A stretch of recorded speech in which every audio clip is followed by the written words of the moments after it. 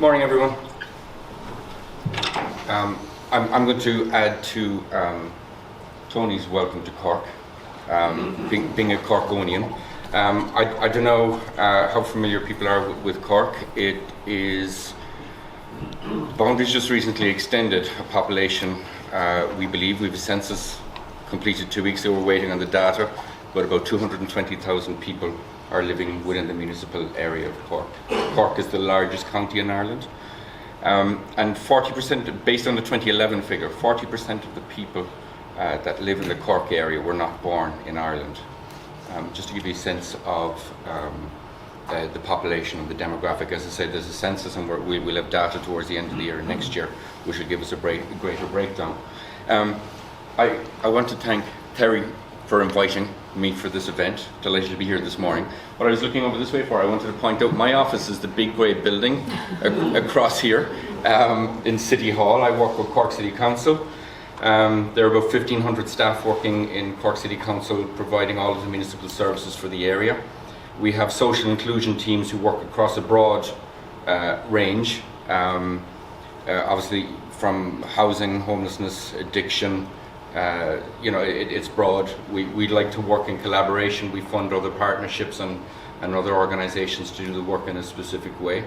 I'm only in the role 16 weeks, just to point that out. I have a lot to learn. I'm still trying to learn the ecosystem. Today is the first time I met Tony in person, and I've been on 2 calls with Tony, and he's very impressed with the work that is done in Cork City Partnership is super for people in the area. Just to point out, in my role as head of enterprise, while I'm only there a short period of time, I have previously always worked in a social area in terms of, I worked in social housing for 15 years, was CEO of a cooperative organisation, was European Vice President for Co-op Housing, Global Vice President for Co-op Housing, 3.5 years working in an addiction as a CEO. And what I'm keen to do through entrepreneurship is to remove barriers, to create opportunities for people by managing risk in a sustainable way and create opportunity. And again, to reiterate something Tony said, is to test something out, to trial it, to make sure that people are making the right choices. In the local enterprise office, we are funded by the Irish government to provide supports for small and medium enterprises, currently for businesses from 1 to 10 people. There are 31 organisations carrying out the same work throughout the country, and we cover the Cork City area. There are 2 other offices covering the rest of the county. So some of the information I'm giving is quite technical, but it's just to give an outline of the services that are available, the opportunities available for people, generally when they've come through the city partnership, when they've decided that they want to start a business. Can you go on, please? Thanks. So our core aim, I mean, this is from the booklet. This is what our service level agreement is pointing out. But our core aim is to drive job creation. Obviously, as I've said earlier, in a sustainable way, in a managed way, in a controlled way. Particularly if people have had limited education, where they're not from a background or from a community where education has been supported. But within that as well, we also support communities. We provide supports and funding to community groups where there are arts, where people have talent and creativity and they want to commercialise it. We're operating in a triple helix way. We deal quite closely with universities and with industry as well. So while we have our resources, we're also working in collaboration with others, looking to expand the ecosystem, because one of the challenges that I've experienced and that seems to happen regularly is that people get to the end of a point. They do a course, that ends, then they look for the next place. And what we're trying to develop within the city is a signposting system where we have our skills, where we have our experiences, but if it's something that's not our expertise, or we think somebody would be better off elsewhere, that's where we point them towards. I'm going to talk about just the businesses that we support. There's 2 elements of it. There's the money.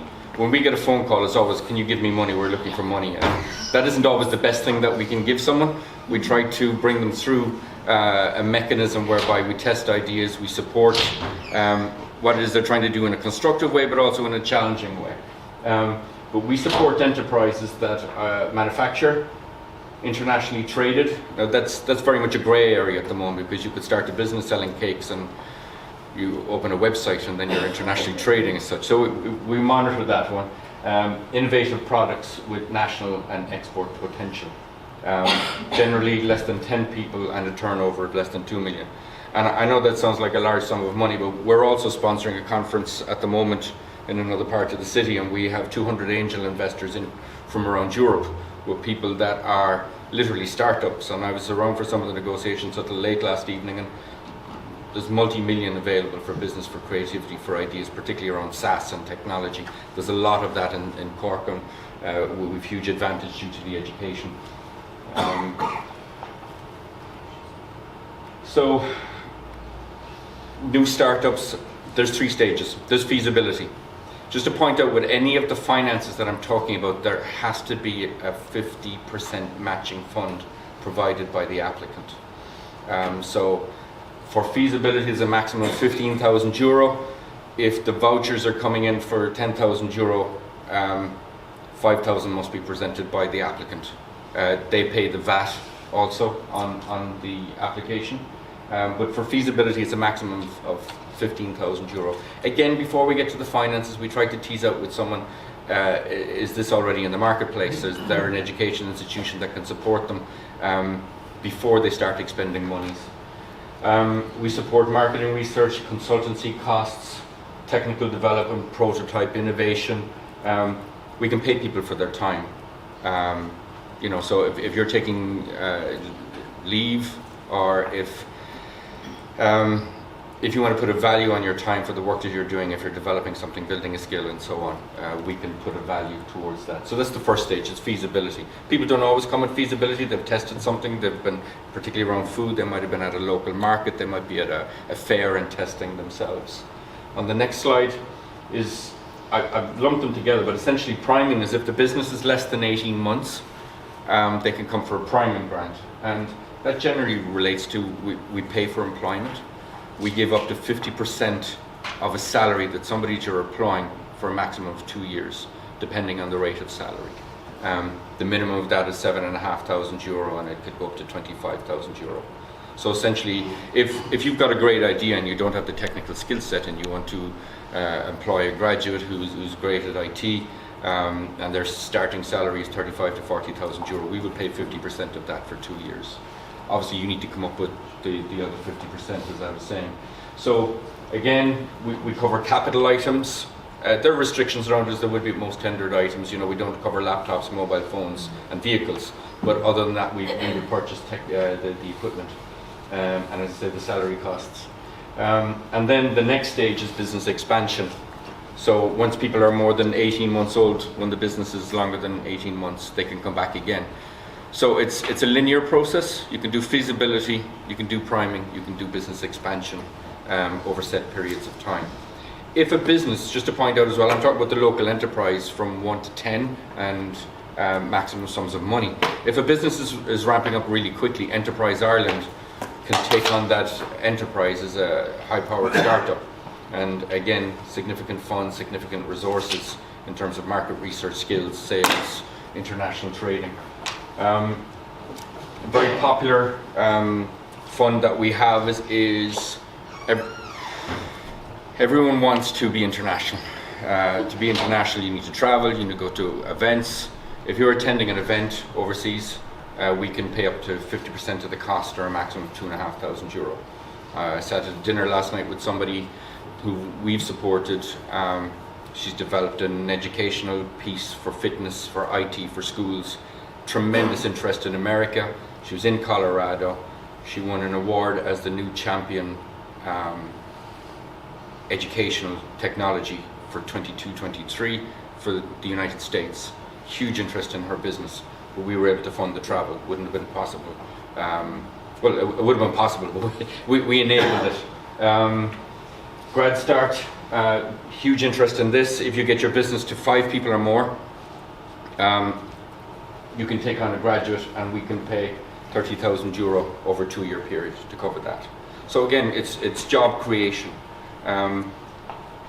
Agile, if if you have a business that'll ramp up really quickly. And you know, it's interesting, between the speeches and the presenters yesterday, there was an opportunity for people to stand up and make pitches. You had 3 minutes to make a pitch. You had 200 people in the room with billions of euro to invest in a business. There were so many ideas that were similar. And the challenge is getting to market first and getting marketplace. So again, there's a significant fund of 150,000 euro to move people forward in that. And the Irish government has put together a pot of 90 million euro for this year to have a mix of investment and take shares and equity in new Irish startups, which is a significant sum of money to help businesses at an early stage. Can I have the next slide, please? During COVID, businesses working from home, many businesses, family businesses, multi-generational, they had to look at being online. We give grants up to €2,500. The TOV is trading online voucher. Once a business is 6 months old, it can be used for training, development, website design, photographs, videos. These are 2 big areas, and they'll grow, and if I'm speaking to you next year, there'll be much bigger pieces. But essentially, what we're doing is giving free consultancy to every business to be more effective. As you all know, particularly somebody who starts on their own, they're making the product, trying to sell it, they're doing the invoicing, they're doing the advertising, they're working non-stop. What we're doing is giving free consultancy to every business, 10 people or under, to analyze how they operate, what their systems are. And what's been really interesting out of that and the green system is that, again, free consultancy. People often have byproducts, so we're looking at how we can sustainably support, reduction in waste or reuse in waste. You know, we had somebody making food recently, and it was determined that they were developing excess weight, but they created new products out of that. And again, it's somebody, we all know it. You can go into any organization and see a better way of doing something. And it's very good to have somebody objective coming in from the outside, so that's what we're looking to support. I think this is really important. I'm talking about money and we're talking about social exclusion. If you're starting a business, you don't have money and you're getting 50% where you're going to get the rest. So we actually have a pipeline to a bank set up to support people who've been turned down from finance from other banks or other financial institutions. There's not a guarantee you will get the loan, but if you can demonstrate it in any reasonable way that you can make a contribution to pay down the loan over a reasonable period of time.